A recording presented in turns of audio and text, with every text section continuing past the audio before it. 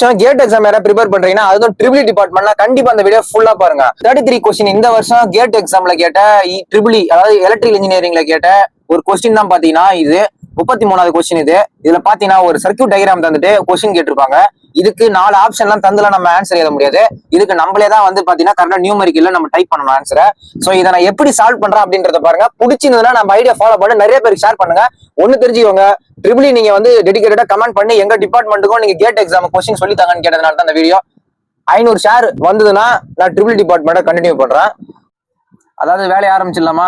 First பாத்தீங்கன்னா இதுக்கு நம்மளே தான் ஆன்சரை வந்து கண்டுபிடிச்சு நியூமரிக்கலா டைப் பண்ணணும். ஸோ ஜாக்கிரதையா சால்வ் பண்ணணும். ஆனா அடிச்சு நோத்தில்னா சாதா சர்க்யூட் தான் இதெல்லாம். ஸோ இது பாத்தீங்கன்னா நம்மளுக்கு ஒரு லீனியர் ரெகுலேட்டர் சர்க்யூட். அது என்ன ரெகுலேட்டர் சர்க்யூட்னா ஒரு குறிப்பிட்ட வோல்டேஜ் பிரேக் டவுன் ஆகும் போது அதுல மட்டும் வோல்டேஜ் ரெகுலேட் ஆகணும். இங்க பாத்தீங்கன்னா நம்மளுக்கு ஜீனோ டயோடு யூஸ் பண்ணிருப்பானுங்க. ஒரு ரெசிஸ்டர் போட்டிருப்பானுவோ, அப்புறம் இங்க ஒரு பிஜேடி இருக்கும். இப்படி பாத்தீங்கன்னா சப்ளைக்கு 10 வோல்ட் இருக்கும். இங்க ஒரு கரண்ட் சோர்ஸ் இருக்கும். இந்த இடம் தான் பாத்தீங்கன்னா இந்த எமிட்டர் வருது பாருங்க, லைனு என்பிஎன் டிரான்சிஸ்டர். இது இந்த இடமும் இங்க வருது பாருங்க, இந்த கிரவுண்டு. இந்த இடம் தான் நம்மளுக்கு அவுட்புட் இடம். நல்லா கவனிச்சுக்கோங்க. ஸோ இதனுடைய கொஸ்டின் என்னன்னு பாத்தீங்கன்னா இந்த சர்க்யூட்டுக்கு இதுல இது எவ்வளவு எஃபிஷியன்டா ஒர்க் பண்ணும் அப்படின்னு தான் கேட்டுக்கிறானுவா. எந்த அளவுக்கு எஃபிஷியன்டா பாசிபிளான அவுட்புட் நம்மளுக்கு தரும் மேக்ஸிமமா எஃபிஷியன்ட் அப்படின்னு கேட்டானுவா. ஸோ எஃபிஷியன்ட்னாலே நம்மளுக்கு வந்து இதெல்லாம் ஏதி நிற்கணுமா எஃபிஷியன்சின்னு. ஓகே, ஈட்டான்றதான் பாத்தீங்கன்னா அந்த எஃபிஷியன்ட். இது எவ்வளவு நம்ம கண்டுபிடிக்கணும். இதனுடைய ஃபார்முலா யாருன்னு கேட்டீங்கன்னா ஈட்டா ஈக்குவல் டு அவுட்புட்ல எவ்வளவு பவர் டிவைடட் பை இன்புட்ல எவ்வளவு பவர் இன்ட்டு பர்சன்டேஜுக்காக நம்ம 100ன்னு போட்டுப்போம் நம்ம. இதாங்க ஃபார்முலா. அப்போ இதான் கண்டுபிடிக்க போறேன்னு தெரிஞ்சிச்சு. அப்போ எனக்கு என்னென்ன தெரியணும்னா இப்போ பி அவுட்னா என்னன்னு தெரியணும். அடுத்து பி இன்னுனா என்னன்னு தெரியணும்.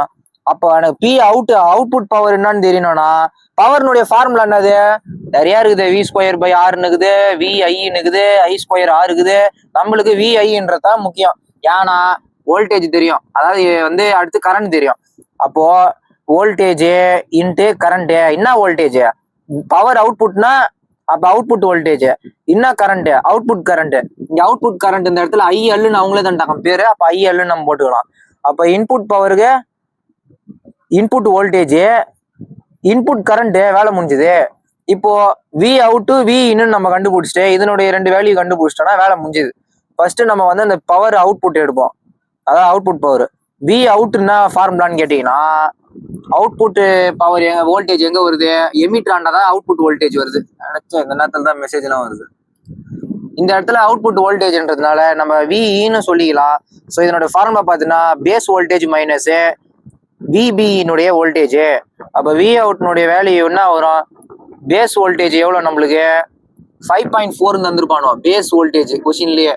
அப்ப 5.4 மைனஸ் விபியினுடைய வோல்டேஜ் எவ்வளவு தந்துக்கிறானுங்க? 0.6 இங்க கூட தந்துருப்பானுங்க பாருங்க. அப்ப 0.6 இது எவ்வளவு வரும் நம்மளுக்கு? 5.4 மைனஸ் 0.6 4.8ன்னு வருது, பாத்துக்கோங்க. அப்ப 4.8 வோல்ட்ன்றதான் பாத்தீங்கன்னா அவுட்புட் வோல்டேஜ். அப்ப அவுட்புட் வோல்டேஜ் இங்க வந்து இங்க கடாச வேண்டியதுதான். அப்போ 4.8 இன்ட்டு ஐஎல்னுடைய வேல்யூ 100 மில்லி ஆம்பியர் தான்ட்டானுங்க. அப்ப 100 மில்லி ஆம்பியர் 100 போட்டோம்னா அவுட்புட் பவர் என்ன வரும் நம்மளுக்கு? 4.8 இன்ட்டு 100ன்னு போட்டோம்னா 480 480. என்னது இங்க வாட்டு போடணுமா மில்லி வாட்டு போடணுமா? என்ன போடணும்னா மில்லி வாட்டுன்னு தான் போடணும். ஏன்டா மில்லி வாட்டு போடுறோன்னு கேட்டீங்கன்னா இங்க மில்லி ஆம்பியர் தானே நம்ம எடுத்தோம். அப்ப மில்லினா என்ன அர்த்தம்? 10⁻³ அப்படி போயிடும் கணக்கு. அப்ப அது ஈடு கட்டுறதுக்காக அதே மில்லியா போட்டுப்போம். பவர்னுடைய யூனிட் வாட்டு. அடுத்து இன்புட் பவர்னா வரும் நம்மளுக்கு வி இன்புட். அப்ப வி இன்புட் என்ன நம்மளுக்கு தெரியும்? ஸோ இன்புட் பவர் இங்க என்ன தந்துக்கிறானுங்க? 10 வோல்ட் இருக்குது. 10 இன்ட்டு நம்மளுக்கு வந்து இன்புட் கரண்ட் எவ்வளோன்னு கேட்டீங்கன்னா அதே தான்.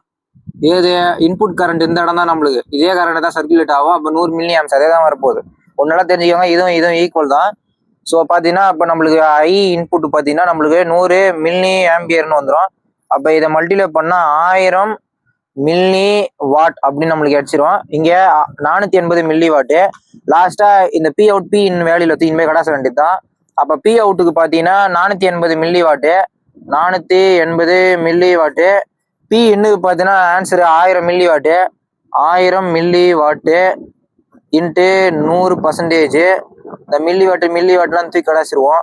ஸோ 480 டிவைடட் பை 1000 பார்த்தீங்கன்னா நம்மளுக்கு 0.48 வரும். இது கூட இதை மல்டிப்ளை பண்ணா லாஸ்டா நம்மளுக்கு எஃபிஷியன்சி பார்த்தீங்கன்னா 48%. இதான் நம்மளுக்கு வேல்யூ கரெக்டான்னு சொல்லி நம்ம வந்து ஆன்சர் கீழே செக் பண்ணி பார்ப்போம். இது வந்து பார்த்தோம்னா 33வது கொஸ்டின். ஸோ நேராக குடுன்னு போய் 33ல போய் நம்ம செக் பண்ணி பார்ப்போம். 33ல பாருங்க, இங்க பாருங்க, நேரா பாருங்க, 33ல பார்த்துனே வாங்க.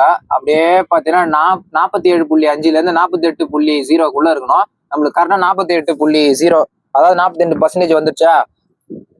லைக் பண்ணிட்டு ஷேர் தாங்க உங்களுடைய இது, ஷேர் பண்ணுங்க நிறைய பேர்.